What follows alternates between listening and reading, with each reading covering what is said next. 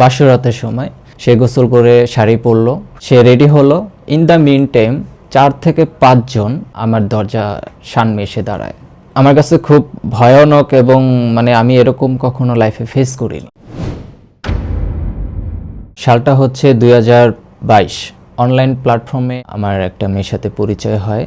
তো সে আমাকে তার পিছনের একটা অতীত নিয়ে, খুব ভয়ঙ্কর একটা অতীত নিয়ে সে আমাকে বলে। বিষয়টা ছিল এরকম, তার আপন খালাতো ভাইয়ের সাথে তার রিলেশন ছিল। রিলেশন করার পরে তাকে মাঝপথে ছেড়ে দেয়। সম্পর্কটা তখন শেষ করে দেয় ছেলেটা এটা বলে যে আমি একটা বিয়ে করে নিছি, আমার পিছনে আর তুমি ঘোরো না। তখন মেয়েটা আমি দেখলাম ওর খুব ডিপ্রেশনে, কান্না করে, খাওয়া দাওয়া করে না। তো তার সাথে আমার সম্পর্কটা ছিল ভাই বোনের প্রথম দিকে। তো আমাকে মাঝে মধ্যে ও বলতো, ঘটনা যখনই বলতো তখনই বলতো, ভাইয়া তোমাকে আমার খুব ভালো লাগে। আমি এগুলো নোটিস করিনি, আমি আমার মতো তার সাথে কথা বলতাম। তো হঠাৎ করে একদিন বলে, তুমি কি আমাকে বিয়ে করবে? তোমাকে আমার খুব ভালো লাগে, তোমার সাথে কথা বলে আমার বিশ্বাস হয় যে তুমি যদি আমার লাইফে আসো তাহলে আমার কোনো কষ্ট থাকবে না। তো হঠাৎ করে আমাকে বলে যে ভাইয়া তুমি একদিন আসো আমাদের এলাকায়। সে বলাতে আমি তার এলাকায় ঠিকানাটা দিয়ে দেয়, যাওয়ার উদ্দেশ্যে রওনা দিই। ওইখানে আমি তখন প্রথম সামনাসামনি দেখা হওয়ার পরে আমারও তাকে খুব ভালো লাগে। তারপরে আমি তাকে নিয়ে একটা রেস্টুরেন্টে যাই। যাওয়ার পরে ওইখানে সে আমার হাত ধরে যে আমি খুব আশা নিয়ে আসছি তোমার কাছে, তুমি আমাকে এখান থেকে ফিরাই দিলে আমি তো বাড়িতে যাব না, আমি একবারে বের হয়ে চলে আসি, আমি বাড়িতে যাব না। তুমি যদি আমাকে এখান থেকে ফিরাই দাও তাহলে আমি কোথায় যাব আমি জানি না, বলে কান্না করে দিছে। তার কথাগুলো শুনে খুব মায়া লাগলো। আমি বলতেছি তোমাকে নিয়ে যদি আমি যাই, তোমার ফ্যামিলি তারপর তো তারা আমাকে খুঁজবে, তোমাকে খুঁজবে, তার থেকে চলো আমি বরং তোমাকে নিয়ে তোমার বাড়িতে যাই, তোমার মার সাথে আমি সরাসরি কথা বলবো। তো বলে যে না, তোমার সাথে আমাকে মানবে না, আমাকে এখন নিয়ে নিলে আরেক জায়গায় বিয়ে দিয়ে দিবে। তো খুব কান্নাকাটি করার পরে আমি তাকে নিয়ে চলে আসার সিদ্ধান্ত নেই। পরে আমি তাকে নিয়ে ঢাকায় আসি। ঢাকায় আসার পথে আমি আমার মার কাছে ফোন দিই, যেহেতু আমার মা হচ্ছে আমার ফ্রেন্ডের মতো। তো আমি শেয়ার করি বিষয়টা। তখন আমার মা নিষেধ করছিল যে কারো মেয়ে তুমি নিয়ে আসবা, তার বাবা মা তো চিন্তা করবে, তাদের কষ্ট হবে, বরং তুমি তাদের কাছে দিয়ে আসো। তখন ও আবার আমার ফোনটা নিয়ে নিয়ে আমার আম্মুকে কনভিন্স করে যে কোনো কিছুই হবে না, আমি নিজের ইচ্ছাতে আসছি। 2023 ফেব্রুয়ারি 8 তারিখের ঘটনা। ঢাকায় আমার নিজের বাড়িতে নিয়ে আসি। আম্মুকে সে দেখে প্রথম সালাম করে, পরে আম্মুর সাথে খুব গল্প বিনিময় করতেছে। তারপরে বিষয়টা আমার বাবার কানে যায়। আমার বাবা ইনস্ট্যান্ট অফিস থেকে চলে আসে বাসায়, এসে তাকে ডিরেক্টলি বলতেছে যে তোমার আম্মুর নাম্বারটা দাও, আমি তোমার ফ্যামিলির সাথে যোগাযোগ করব। সে ফোন নাম্বার দেয়নি, কারণ তার ব্যাকগ্রাউন্ড খুব হাই ছিল, যদি জানতে পারে তাহলে আমার ক্ষতি করবে, এটা আমাকে সে বলছে। তারপরে যাই হোক, তার ছোট বোন সে নাম্বারটা জানতো, আমার ফোন নাম্বারটা জানতো, যেহেতু আমার সাথে কথা বলে। পরে সবাই জেনে যায়, তার বাড়ির লোকজন, তারা খোঁজাখুঁজি করছে এবং থানায় একটা জিটি করছে। তো আমাকে ফোন দিয়ে খুব কান্নাকাটি করে তাকে ফিরিয়ে দেওয়ার জন্য। তার মা খুব কান্না করে, আমার খুব খারাপ লাগছে বিষয়টা। পরে ওইখান থেকে আমি 4 ঘন্টা আমি হোল্ডে রাখছি, বিষয়টাকে অবজার্ভ করতেছি আসলে কি ঠিক হচ্ছে না খারাপ হচ্ছে। এর ভিতরে আমার বোন জামাই এসে তাকে বুঝায়, আমার বাবা বুঝায়, আমার মা বুঝায়, বলে যে না আমি আসছি তো আসছি, যাব না, আমি এখন প্রাপ্তবয়স্ক, আমি আমার বুঝি, কোনো সমস্যা নেই। তো হঠাৎ করে আমাকে ফোর্স করে মেয়েটা যে আমি তো তোমাকে বিশ্বাস করে আসি, তুমি কি আমাকে বিয়ে করবে না? তো এটা বলে আমার হাত ধরে কান্না করে দেয়। তখন আমি বলি যে দেখো এখনও সময় আছে, তুমি যদি চাও তুমি তোমার বাড়িতে যেতে পারো, আমরা ফ্যামিলিগতভাবে জিনিসটা বসে সমাধান করি। বলে যে না, তুমি যদি এখন আমাকে দিয়ে আসো বা আমি যদি এখান থেকে যাই তাহলে তোমাকে তারা আস্ত রাখবে না বা মামলা দিবে, তোমার কেরিয়ার ধ্বংস করে দিবে, বেটার হয় তুমি আমাকে বিয়ে করো। তারপরে আমিও কমিটমেন্ট দিছি তাকে বিয়ে করব। আমি আর কথা ফালাই দিতে পারিনি। আমি তাকে নিয়ে আমি তখন ঢাকা জজ কোর্টে যাই, যার পরে নটারি করে আমি তাকে বিয়ে করি। আমার ফ্যামিলিতে আমার মা ছিলেন, আমার দুলাভাই ছিলেন, আমার বাবা রাগ করছিলেন। মেয়ের ফ্যামিলি থেকে তখন কি করছিল ওরা? তখন ওরা আসলে আমার ফোন নাম্বারটা ট্র্যাক করতেছিল প্রশাসনের মাধ্যমে। তো আমাদের বিয়েটা যখন হয়ে যায়, দিনমোহর ছিল 1 লক্ষ টাকা, যেটা আমার সামর্থ্য ছিল, আমি যেটা তাকে দিতে পারবো। তো সে এখানে কোনো এক্সকিউজ করে না। আমি তাকে জিজ্ঞেস করছি যে তুমি এখানে সংখ্যা লিখতে পারো? তো সে বলছে তোমার যেটা ইচ্ছা তুমি দাও। তো আমি 1 লক্ষ টাকা দিনমোহর দিয়ে আমি তৎক্ষণাৎ তাকে বিয়ে করে নিই। পরে আমার ছোট ভাই রুম ডেকোরেশন সব কমপ্লিট করে। বাসরাতের সময় সে গোসল করে শাড়ি পরলো, সে রেডি হলো। ইন দ্য মিন টাইম 4 থেকে 5 জন আমার দরজা সামনে এসে দাঁড়ায়। বিষয়টা আমার কাছে খুব ভয়ানক এবং আমি এরকম কখনো লাইফে ফেস করিনি। তো হঠাৎ করে 4 জন লোক আসছে, বলতেছে যে আপনি আপনার সাথে একজন লোক আসছে, আপনি নিয়ে আসছেন। আমি বলি যে হ্যাঁ নিয়ে আসছি। আপনি কে? প্রশাসন, আমরা সিভিল আসছি। তো বলে তার বাবা মা আপনার নামে মামলা করছে। তো আমি বলতেছি যে সে প্রাপ্তবয়স্ক, আপনি তার মুখ থেকে জিজ্ঞেস করেন। বলে যে না, মামলা হয়ে গেছে, আপনাকে যেতে হবে। তো ওইখান থেকে আমাদের দুজনকে তুলে নিয়ে তাদের কাস্টডিতে নিয়ে যায়। আমি জীবনে কখনো থানা কি জিনিস দেখিনি। আমি তার জন্য একদিন জেল খাটছি, এক রাত। মেয়েকেও নিয়ে যায়, মেয়েকে আলাদা একটা কক্ষে রাখে, আমাকে আলাদা একটা কক্ষে রাখে। তখন আমি আসলে মানে খুব কান্না করি। আমি মানে ততক্ষণে আমি তাকে ভালোবেসে ফেলি, সোজা কথা। তো আমি তাকে হারানোর ভয়ে আমি খুব আপসেট হয়ে যাই। আমি তাদেরকে খুব অনুরোধ করি যে আমাকে ছেড়ে দেন, তাকে ছেড়ে দেন। আমাকে জিজ্ঞেস করে যে আপনি কেন নিয়েছেন। আমি বলি যে সে নিজের ইচ্ছায় গেছে।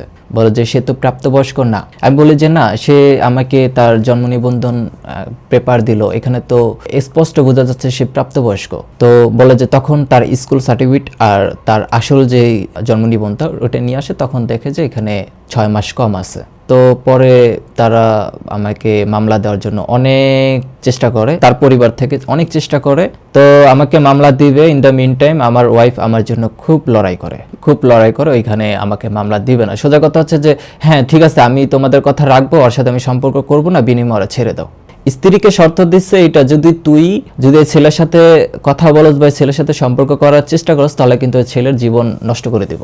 তখন আমার স্ত্রী বলেন যে না, আমি নিজের ইচ্ছাতে গেছি, আমি তাকে জোর করছি, সে হচ্ছে আমাকে জোর করে নাই, তো তাকে মামলা দেওয়া যাবে না। সে ওইখানে অনেক চিল্লাচিল্লি করে। তখনই আমার যিনি শ্বশুর, উনি সৌদি থেকে ভিডিও কল দেয় ওইখানকার একজন কর্মকর্তার মাধ্যমে।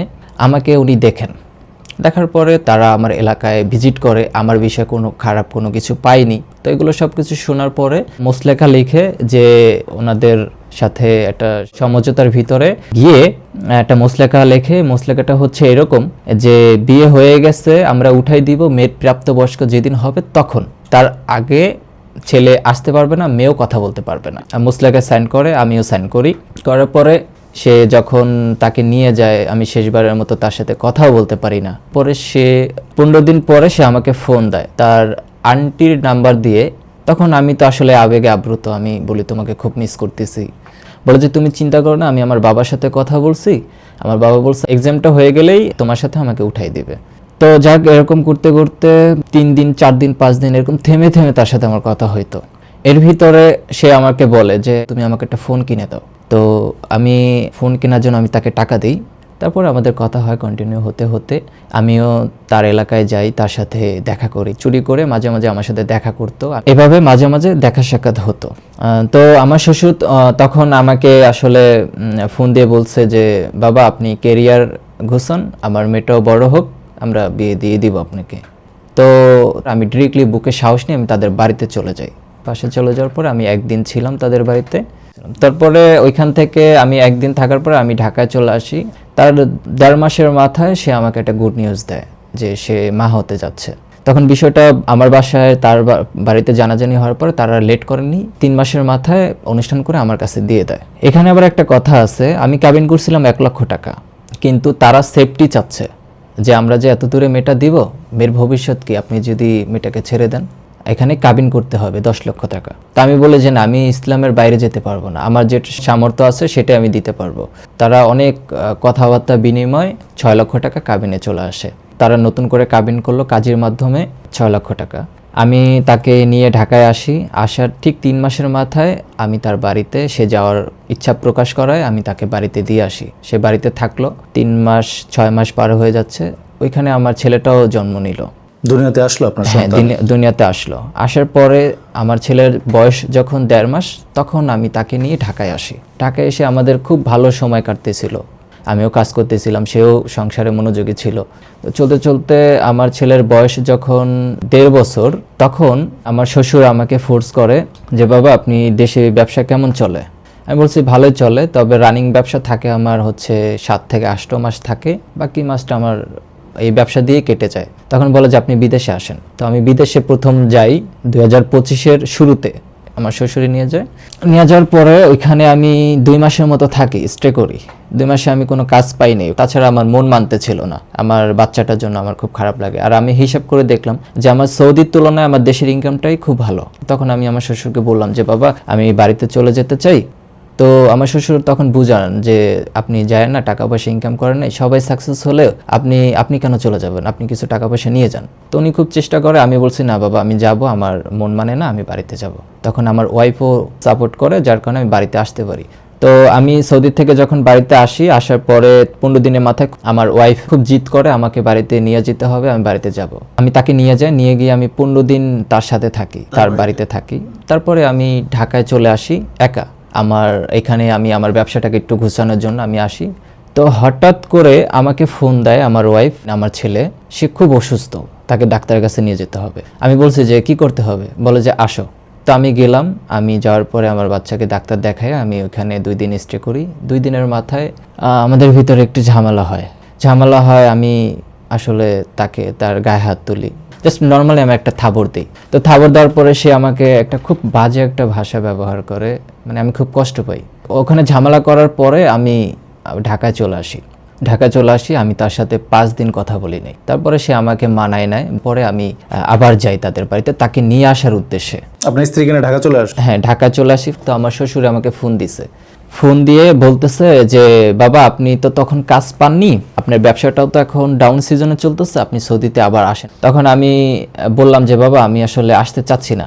বলে যে না আপনি আসেন, আমি আপনাকে কাজ দেব, কাজ রেডি আছে, আপনি আসেন। তারপরে আমার ব্যবসা ডাউন সিজন চলাতে আমি প্রস্তুতি নিই বাইরে যাওয়ার। তা আমি সৌদি চলে যাই অক্টোবরের 8 তারিখে 2025-এর। আমার স্ত্রীকে আমার বাড়িতে রেখে আমি সৌদি চলে যাই। যাওয়ার পরে আমার ওয়াইফ সপ্তাহখানেক আমার সাথে খুব ভালো ছিল। 1 সপ্তাহ পরে হঠাৎ করে আমার ছোট ভাই আমাকে ফোন দেয়। হ্যাঁ, ফোন দিয়ে বলে যে ভাইয়া আম্মুর সাথে ভাবির সাথে গ্যাঞ্জাম হয়েছে। তারপরে আমার স্ত্রীকে আমি ফোন দিই যে কি হয়েছে, তুমি আম্মুর সাথে, ওনারা মুরব্বী মানুষ, তুমি ওনাদের সাথে রুড ব্যবহার কেন করছো? বিশ্বাস করবেন কি না, সে মোবাইলের ওপার থেকে আমাকে অকথ্য ভাষায় কথা শোনায়, আমার মাকে নিয়ে, আমাকে নিয়ে, আমার পরিবারকে নিয়ে। তারপরে আমিও এক পর্যায়ে আমারও মাথা গরম হয়ে যায়। আমি তখন তাকে বলি যে এরকম করলে কিন্তু আমি তোমার সাথে থাকবো না, সংসার করব না। তারপরে সে বলে যে হ্যাঁ এটা তো ভালো কথা, আলহামদুলিল্লাহ, তুমি আমাকে ছেড়ে দাও। তারপরে আমি বললাম যে তোমার মাথা খারাপ হয়ে গেছে, কি হয়েছে, আমি তোমাকে চিনতে পারছি না, নিউট্রাল হও, সময় নাও। তখন আমি 5 দিন তার সাথে কথাবার্তা বলিনি। আমি তখন আমার বাবাকে বলি তাকে বোঝানোর জন্য। তো আমার বাবা তাকে বুঝে শুনে, তো সবকিছুই স্বাভাবিক ছিল। হঠাৎ করে সে আমাকে বলে আমি বাড়িতে যাব। তো আমি বলি যে না, তুমি যেতে পারবে না, আমার সন্দেহ হচ্ছে যে তুমি বাড়িতে গেলে তুমি আর আসবে না, সংসারটা নষ্ট করে ফেলবা, আমার একটা 2 বছরের বাচ্চা আছে, তার ভবিষ্যৎ আছে, প্রয়োজন হলে আমি দেশে চলে আসি। আমার মন মানতে ছিল না। তখন আমি আমার শ্বশুরকে বললাম যে বাবা আমি বাড়িতে চলে যেতে চাই। তখন আমি বিষয়টা আমার বাবাকে জানাই। আমার বাবা আবার আমার শ্বশুরকে ফোন দেয়। আমার শ্বশুরকে ফোন দেওয়ার পরে আমার শ্বশুর বলে যে জামাই এখন যেতে পারবে না, যদি আমি বাড়িতে যাই তার মেয়ে সে নিয়ে যাবে, সংসার রাখবে না। তখন আমি বিভিন্নভাবে মানুষের দ্বারে দ্বারে গিয়ে আমি আমার শ্বশুরকে বোঝানোর জন্য আমি বলি যে একটু তাকে বোঝান। তো এর ভিতরে সে বাড়িতে যায় জানুয়ারির 16 তারিখে, আমার সাথে যোগাযোগ করে না। আর আমি যোগাযোগ করতে চাইলে তার মা ফোন রিসিভ করে, আমার শাশুড়ির ফোনে আমি ফোন দিলে আমার ছেলেকে শুধু দেখায়, সে কথাও বলে না, সে আমার সামনেও আসে না। তো এরকম চলতে চলতে 45 দিন পার হয়ে যায়, আমি তখন দেশের বাইরে। তো এর ভিতরে আমি আমার বাবার মাধ্যমে আমার শ্বশুরের সাথে যখন কথা বলি যে আমি দেশে যাব, তখন উনি এক কথায় বলে যে আপনি গেলে সম্পর্ক থাকবে না, সংসার থাকবে না। তারপর আমি জোর করে হলো আমি দেশে চলে আসি। আমি দেশে আসার সাথে সাথেই সে হচ্ছে ডিভোর্স ফাইল করে, সাইন করে এবং ডকুমেন্টস সব কিছু রেডি করে সে আমাকে ছবি পাঠিয়ে দেয় ফেব্রুয়ারি 26 তারিখে। আমি ডিভোর্সের কাগজ পাওয়ার পর আমি তার বাবাকে ফোন দিই, তার মাকে ফোন দিই। আমি বলি যে আমাকে তার সাথে কথা বলার সুযোগ করে দেন, আমি তাকে বুঝাই, একটা সংসার 2 বছরের বাচ্চা আছে, আমি খুব কান্নাকাটি করি। তারা বলতেছে যে আমি সৌদি থেকে চলে আসি, আমি জীবনে কিছু করতে পারবো না, এই জন্য তার মেয়ে রাগ করে ডিভোর্স দিয়ে দিছে। এখন আমি চাচ্ছি, যেহেতু আমার একটা সন্তান, ওর তো কোনো দোষ নেই, যদি ভুল আমি করে থাকি আমাকে সেটা বলুক, আমি আমার ভুল সংশোধন করে নিব। সবকিছু ভুলে গিয়ে আমি চাচ্ছি যে আমার ছেলের জীবনের জন্য, ভবিষ্যতের জন্য আমরা সবকিছু ভুলে সংসারটা কন্টিনিউ করতে। দেখো আমার জীবনে তুমি তোমার নিজের ইচ্ছাতেই আসছো, যদি আমি বুঝতাম যে সময়টা 3 বছরের হবে তাহলে আমি কখনোই তোমাকে আমার জীবনে আনতাম না, আর একটা নবজাতক শিশুর জীবনটাও নষ্ট করতাম না। দেখো এখনো তোমার বুঝ আছে, তুমি যদি বুঝতে পাও যে একটা বাচ্চা, তার জীবন আছে, তার ভবিষ্যৎ আছে, তার বাবা মাও প্রয়োজন, তাহলে আমি তোমাকে এইটাই বলবো যে সব কিছু ভুলে গিয়ে তুমি সংসারটা গুছায় নাও, এখন সব কিছু তোমার হাতে। দেখো, আমি চাচ্ছি না যে ডিভোর্সের মতো কলঙ্কের দাগটা তোমার গায়ে লাগুক, আমার গায়ে লাগুক। আমি চাই আমার ছেলের জীবন ভালো হোক। ওর জন্য তুমি সব কিছু ভুলে চলে আসো, এখনও সময় আছে, 3টা মাস এখনও বাকি আছে, সব কিছু তোমার হাতে। তুমি ফিরে আসো, আমি কথা দিচ্ছি তোমাকে কখনো কোনো কিছুর কমতি রাখবো না, এবং আমার হৃদয়ে যত ভালোবাসা আমি তোমাকে দিব ইনশাল্লাহ। আমরা শুনছিলাম আমাদের অতিথির কথা। আসলে একটা পরিবার যখন রান করে, দাম্পত্য জীবনে দুই পক্ষেরই কিছু না কিছু ব্যাপার থেকেই যায়। আমরা অতিথির কথা শুনছিলাম, অতিথি বিভিন্ন ইমোশন, বিভিন্ন দোষ, বিভিন্ন গুণের কথা বলছিলেন, নিজের অপরাধের কথাও বলেছেন। উনি দুইবার তাকে শারীরিকভাবে মানে চড়থাপ্পড় মেরেছেন, এটা উনি নিজেই স্বীকার করেছেন, এবং তার স্ত্রীর যে কিছু সমস্যা সেগুলো উনি বলেছেন। অবশ্যই আমরা চাইব ওনার স্ত্রী যদি আমাদের সাথে যোগাযোগ করতে চায়, উনি ওনার মন্তব্য আমাদের মাধ্যমে বলতে পারবেন। আর আমাদের যে কিছু নিয়ম আছে, আমরা অবশ্যই সামাজিক নিরাপত্তার কারণে কারোরই নাম, ঠিকানা, পরিচয় এগুলো প্রকাশ করি না, প্রচার করি না। তো আমরা আশা করব দুই পরিবারেরকেই আমরা অনুরোধ করব, খুব বেশি হয়তো এখানে ঝামেলা আছে বলে আমার মনে হয় না। হয়তো মেয়ের পক্ষ থেকে, মেয়ের পরিবার থেকে যতটুকু আমাদের অতিথি বলেছেন যে সে মনোযোগ দিয়ে কোনো কাজে মনোযোগী হতে পারছে না, বা বিদেশে গিয়ে ঠিকমতো স্টেবল হতে পারছে না, স্ট্যাবলিশড হতে পারছে না, টাকা ইনকাম করতে পারছে না, লং টাইম থাকতে পারতেছে না, এটার একটা অভিযোগ মেয়ের পরিবার থেকে করেছেন। তো দুই পরিবার মিলে 3 মাসের একটা সময় এখনো আছে, ডিভোর্স যেহেতু দিয়ে ফেলেছেন তার স্ত্রী, তো এখনো যদি 3 মাস সময় আছে, সুযোগ একটা আছে, যদি সম্ভব হয় সম্পর্কটাকে আবার মেরামত করে, যেহেতু বাচ্চাটা আছে, বাচ্চাটার জীবনের কথা চিন্তা করে, উভয়েরই জীবনের কথা চিন্তা করে যদি সম্পর্কটা সামনের দিকে এগিয়ে নেওয়া যায়, আমার মনে হয় অনেক ভালো হতে পারে। কারণ যেই আশায় আপনারা একজন আরেকজনকে ছেড়ে যাচ্ছেন, পরবর্তীতে আপনার জীবন সঙ্গিনী যেই হোক না কেন, সেখানেই যে আপনি পুরোপুরি সফল হবেন, সেখানে যে কোনো দ্বন্দ্ব, সমস্যা তৈরি হবে না, এটার গ্যারেন্টি কেউ দিতে পারে না।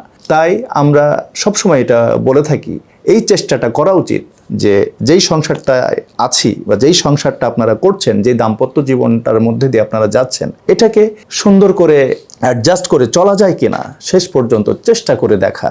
আর যদি একান্তই সম্ভব না হয়, আমাদের ধর্মেও সেটার অনুমতি দেওয়া আছে, বাংলাদেশের আইনেও সেটার অনুমতি দেওয়া আছে, আপনারা সেটা করতেই পারেন। তবে শেষবারের মতো আমাদের অতিথি যেহেতু অনুরোধ করছে, আমি অনুরোধ করব ওনার স্ত্রীকে যে একটু ভেবে দেখবেন, বাচ্চাটার ভবিষ্যতের চিন্তা করে সম্পর্কটা মেরামত করে সামনে এগিয়ে নেওয়া যায় কিনা। আজ এই পর্যন্তই, বিদায় নিচ্ছি সবার কাছে। আসসালামু আলাইকুম।